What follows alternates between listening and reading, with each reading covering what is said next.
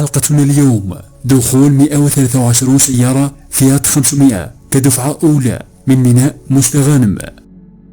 كشف مدير الاستغلال والتجارة بميناء مستغانم حويشة رشيد عن دخول 123 سيارة من نوع فيات 500 هجينة كدفعة أولى، ودخلت سيارات فيات علامة سفينة نافير شيبار على الساعة 10 مساء، حيث بدأت عملية التفريغ على الساعة 10:30، ونهاية العملية كانت على الساعة 12 ليلا. وأشار مدير الاستغلال والتجارة أن هذه العملية تعد كدفعة أولى، وستكون الدفعات الموالية مكونة من عدة علامات وافقت عليها وزارة الصناعة.